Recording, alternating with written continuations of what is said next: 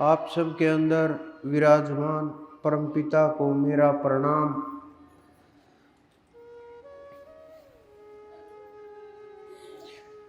इस संसार के अंदर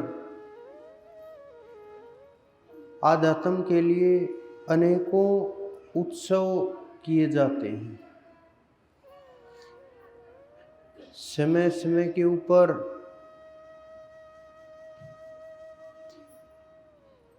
तालमेल के लिए,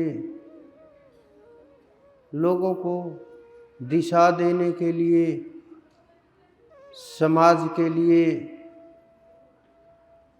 मानव जीवन को सही रास्ता दिखाने के लिए उस परम तत्व को कुछ लोग जो अनुभव कर पाए, जो उस अनंत को, उस पूर्ण पुरुष को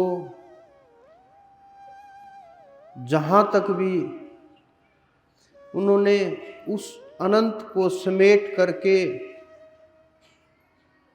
आत्मा में स्थित कर और विचारों में ले करके और शब्दों का प्रयोग कर जीवों को जगाने के लिए अनेक तरह से प्रयास करते हुए महात्मा गण अनेकों उत्सव होते रहते हैं। उसी प्रकार जो आजकल चल रहा है कुंभ का उत्सव, विश्व में सबसे बड़ा महोत्सव चल रहा है। अनेकों लोगों के अनेक प्रकार के विचार प्रश्न मन के अंदर घूम रहे हैं। बहुत लोगों ने स्नान किया, बहुत लोगों ने वहाँ रह करके ध्यान अभ्यास किया, कुछ ने समाधि का प्रयत्न किया, कुछ ने उस वाइब्रेशन को पकड़ने की कोशिश की, कुछ लोग मनोरंजन के लिए गए हुए थे, कुछ लोग देखने के लिए गए हुए थे, कुछ लोग इसलिए गए हुए थे कि हमारे पाप कट जाएंगे, कहीं मैं रह न जाऊं, सब निष्पाप हो जाएं, सब पुण्य आत्माएं हो जाएं और मैं पापी ना रह जाऊं। कुछ लोग संतों के दर्शन के लिए, कुछ लोग संतों की चरण रज के लिए, कुछ लोग उनके द्वारा किया गया सत्संग उसके लिए, कुछ लोग वहाँ की जो चारों तरफ से लोग इकट्ठे हुए, अलग अलग दिशाओं से, अलग अलग राज्यों से, अलग अलग देशों से उस को देखने के लिए न जाने कितने लोग अनेकों उद्देश्य ले करके वहाँ पहुँचते हैं। लेकिन सबके अलग अलग उद्देश्य होते हैं, अलग अलग विचार होते हैं। विचारों का जीवन में बहुत महत्व होता है। आप इतने से समझ लीजिए कि कोई क्रोध का विचार हुआ तो शरीर एकदम से क्रोधित हो जाता है, आंखें लाल हो जाती हैं, चेहरा बदलने लगता है, शरीर भी क्रिया प्रतिक्रिया करने लगता है, खून का दौर तेज हो जाता है, हृदय तेज धड़कने लगता है। ये तो आप सब लोगों ने अनुभव किया होगा।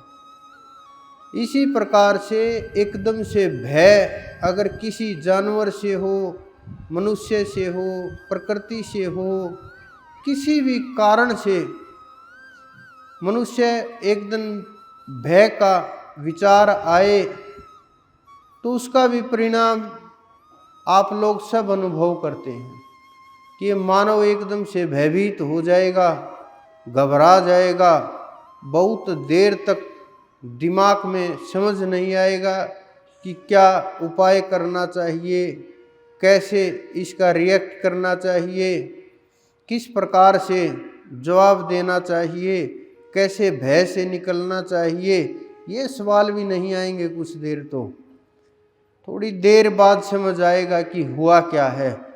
एकदम से हड़बड़ाहट से बाहर निकल के तब महसूस होगा। विचारों का बहुत महत्व होता है। तो उसी प्रकार से काम वासना का विचार ही तो उत्पन्न होता है। मन में अगर विचार उत्पन्न हुआ तो आप सब लोगों को पता है कि क्या होता है। ये एक विचार की ताकत है।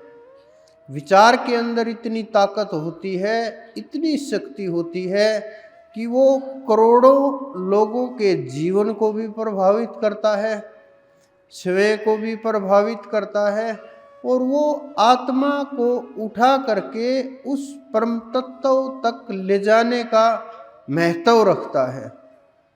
हालांकि सहायक हो सकता है, लेकिन माध्यम तो गुरु ही होगा। तो वहाँ इकट्ठे होते हैं और अलग अलग प्रकार से लोग पहुँचते हैं, लेकिन ना महत्व को जानते हैं, ना कार्य को जानते हैं, और बस नहाने मात्र से ये मानते हैं, स्नान मात्र से, कि कल्याण हो जाएगा। ये हमारे ऋषि मुनियों की खोज है, जिन्होंने छोटे छोटी चीज़ों के माध्यम से इस संसार को जगाने के लिए उपदेश किए हैं। नाम सब कुछ सामने है, लेकिन हम उसको देख करके, जान करके नहीं समझते। लेकिन जब हम समझने लगेंगे उन चीज़ों को, उनके अर्थ निकालने लगेंगे, तो हम अर्थ का अनर्थ कर देते हैं। कि कार्य कुछ होता है, प्रभाव कुछ होता है, बोला कुछ गया है, अर्थ कुछ निकाल देते हैं, और फिर उसी द्वंद में फंस करके और भयभीत हो करके और भय में कर्म करने लगते हैं।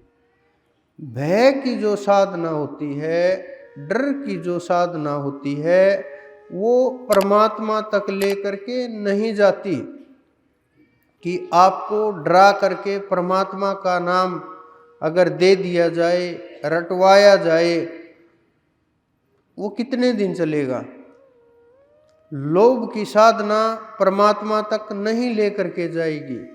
कुछ आपको लालच दे दिया जाए, साधना सिखाई जाए कि अगर ये करोगे तो लालच, सांसारिक लालच हो, वो वहाँ तक नहीं ले करके जाएगी। क्योंकि एक चीज़ समाप्त होगी, दूसरी शुरू हो जाएगी, दूसरी समाप्त होगी, तीसरी शुरू हो जाएगी। और ये मनुष्य का मन इतना चंचल है कि एक के बाद एक सीढ़ियाँ चढ़ता रहता है। हमने आध्यात्म के अंदर भी लोक की अगर हम इतनी साधना करेंगे, मुक्त हो जाएंगे, उस लोक में चले जाएंगे, वहाँ चले जाएंगे। लेकिन ये सब जेल हैं। आप ये समझो, एक छोटी जेल से निकाल करके बड़ी जेल के अंदर डाल दिया जाए, उससे निकाल करके और बड़ी जेल के अंदर डाल दिया जाए, उससे निकाल करके और बड़ी जेल के अंदर डाल दिया जाए, उसी प्रकार से ये लोक लोकांतर हैं। कि थोड़ा बहुत आनंद को हम परम श्रेष्ठ मान लेते हैं, प्राप्ति मान लेते हैं, थोड़े बहुत सुख को हम बहुत बड़ा आनंद मान लेते हैं। जिस प्रकार से भूखे को थोड़ा सा भोजन दे दिया जाए, वो उसी में बहुत बड़ा आनंद मान लेता है। उसी प्रकार से ये भोला भाला जीव छोटी छोटी चीज़ों में भी आनंद मान करके और अपने आप को श्रेष्ठ मान करके और पीछे रह जाता है।